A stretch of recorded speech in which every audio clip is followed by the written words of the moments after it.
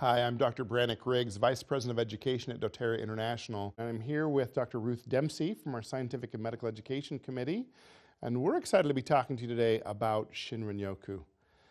Exciting new blend that we have. Pretty excited about this. So tell us about the activity of Shinrin Yoku or forest bathing, Ruth. Oh yes, well with pleasure. Well, as you and I had talked about for many, many years, we all, I think, or many of us really instinctively enjoy being out in nature and being out, particularly in the forest. I have forest around about me and I've always loved going out and walking in the forest.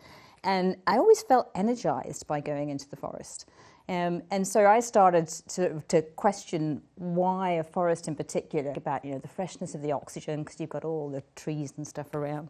And that's when I really started first taking an interest in it, and heard about the idea of forest bathing, of actually using the forest to actually help people, which comes from the term Shinrin Yoku, which was actually created in Japan.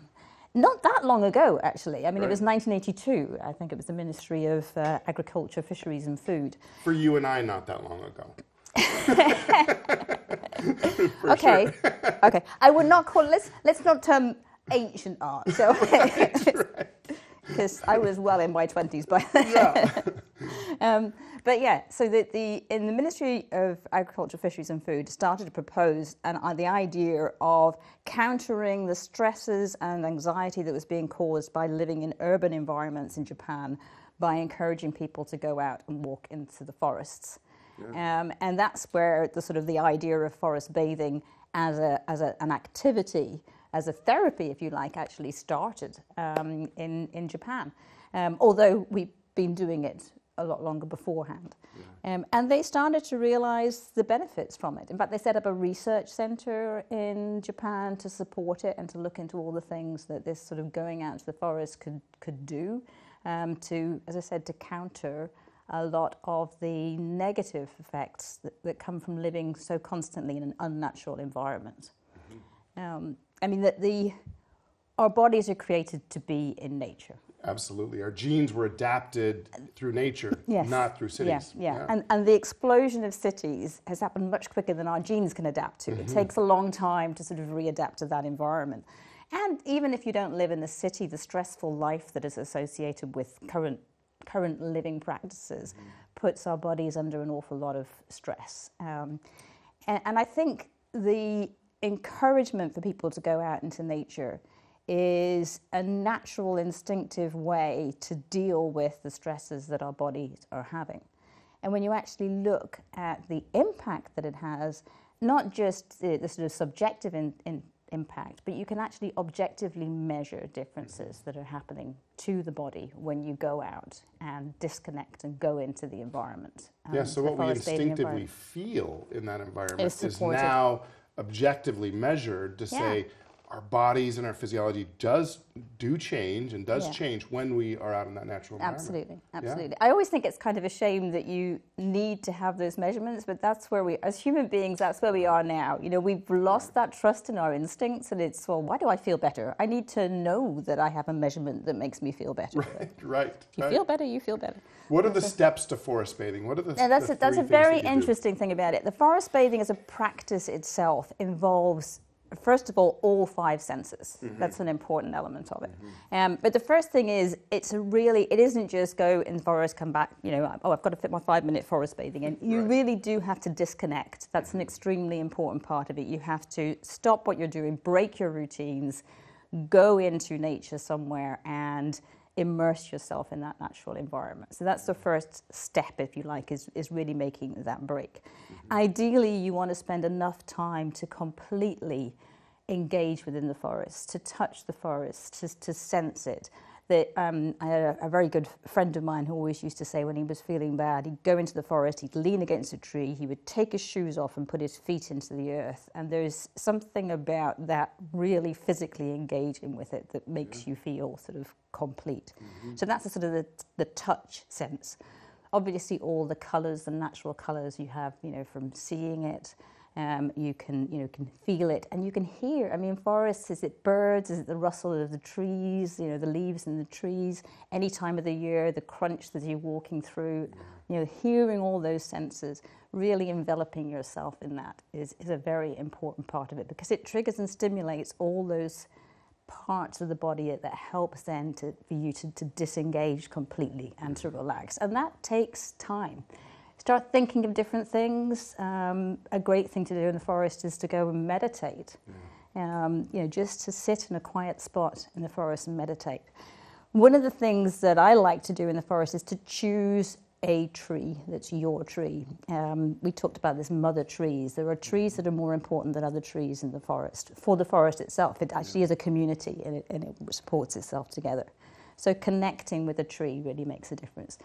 All this is really calming down your nervous system. That's what we're basically doing. It's you're engaging with nature, calming down your nervous system, making yourself feel connected to nature again.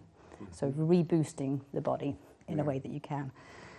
As long as you have the time to do that, then the most important thing, of course, is to remember is to transition calmly back to life. Yeah, that third step. Yeah, because it's not just a tick box, I've done this and I go back. You need to take that experience back with you into your daily routines, into what you're doing back at home. So that's the benefit that you get from it. So it's 3 basically major steps to it.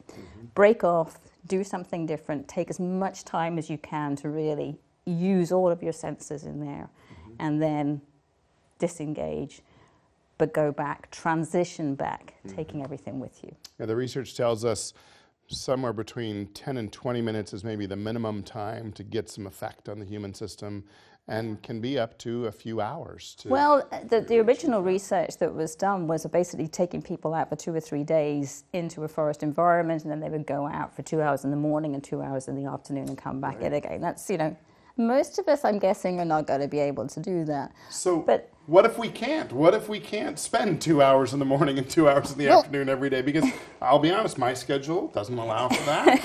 I would love for it to, but it doesn't allow for that. So what if we can't make it to the forest every day? Well, is there something that obviously, as you said, first of all, even a small amount helps. Every part helps. But the other thing is that you can bring all those practices that I just talked about, you can bring to you. So disengaging is an important part. This is all part of meditation and mindfulness and doing that. So you can always do those sort of things at home.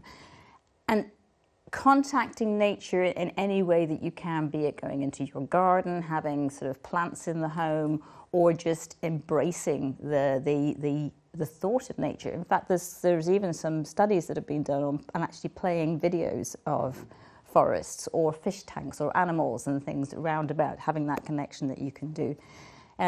So you can recreate as many of those sensorial elements as you can back in the home. And of course, one of the senses that I didn't mention beforehand is, of course, the sense of smell. So bringing those aromas from the forest back in is an extremely important part of it. Actually, I'll mention as an aside, there was some interesting research done on looking at whether it was the forest or whether it was just going into nature. And so some of these studies have looked at, for example, a forest compared to a field. And you get benefits from disconnecting and going into a field, you clearly do. Sure. But particularly in the summer months, you get a significantly higher benefit from the forests. I'm talking about deciduous forests here, obviously. Right. And this is one of the things that led them to realize that actually, if you actually sample the air in the forest, there are elements within the forest itself that contribute to that sense of smell and the well-being that you get, that feeling of well-being that you get out of it. Yeah, isn't that cool? It is. And you'll never guess what they are. Of course, they're essential oils. Right. Yeah. They're breathing out some of that chemistry, right? That's their trees are plants. Trees are plants. And alpha-pinene, beta-pinene, linalool. The cassette, yeah. Right? Limonene, 1,8-cineol. These are things we're familiar with in the essential oil world. Exactly. And it's amazing to me that what the trees are breathing out, as we breathe in, we settle into normalcy. We settle into homeostasis, right? It's pretty amazing. I think it's wonderful, yes. And so we have our Shinrin Yoku blend. Yes, yes, I can stop fiddling around with Siberian fir and Enoki in my own back Mixing kitchen. at home, yeah, right? I can do that. Yeah. Tell us about the Shinrin Yoku blend. Well, I mean, it's a beautiful blend with all those elements that we talked about with the phytoncides within there. These are what they call, I don't know why they feel like they have to give a name to it, but they call them phytoncides because these are the ones that come from the plants in the forest, and that's what we're inhaling. And these are the basic elements that come from the essential oils. As you said, this is what they call the 1,8-cinyl cassette, which is the alpha-pinene, beta-pinene, limonene, linalool, amongst sort of other things. It's a beautiful blend because I've always thought I focus on the trees. So I've always focused on the tree oils, on hinoki, which I think is lovely when you can get it, Siberian fir. And what this one does is it really combines that with some of the citrus oils, which I thought at first was a really interesting one. But of course, the limonene is an extremely important part. Some of the essential, the elements of the essential oils that come from the citrus fruits are a very important part of the forest bathing experience as well. Right. So, this is just a beautifully balanced blend that has all these elements in there, which brings the smells of the forest, the essential oils that are in the forest, brings them into a little tiny bottle. Yeah, it's interesting that we don't commonly associate, like for instance, citrus and a forest, particularly a conifer forest or an evergreen forest. We don't make that association because the two they're not around each other. We go to citrus, which is in warmer, climates, and then we go to the forest, which is typically in cooler climates. But yet those trees in those forest environments are bringing some of the citrus chemistry in with them. They have even some of the floral chemistry of linalool. Yes. The trees are still emitting some linalool as well, which we typically think of floral, lavender, those sorts of things, but yet those trees forests are a very complex environment, so it's no surprise that it's not just what comes from the trees that contribute to the environment. So how do you recommend using Shinrin Yoku? Well, I mean, the objective here is to bring the beauty of being in the forest into your environment on a convenient way. So, these particular blends are, you can just rub it in your hands when you need to. Use it in a meditation. I think, to combine it with the natural experiences of disconnecting is a useful way that you could do it. Some of the research studies talk about how you can expose yourself for periods of time to these particular essential oil components. Expose yourself to it in a way that simulates what you would get from the office, from the forest, not from the office, unless you have a very forest-based office. Right. So you could expose yourself to the blend. And do a meditation, or perhaps do, there's guided meditations, there's visual meditations that we've talked about before. Oh, yes. Visualization of a forest, right? Or even just being around your houseplants, right? Yes. Being around those. Going in the garden. Chemistry. Yeah. Doing a bit of weeding. Yeah. So has there been any studies on this type of blend? Oh, yes. Well, I mentioned there's a research institute that was set up in Japan that has done, I think, some really, really good studies, asking all these questions. Is a field as good as a forest, and then investigating what happens with that.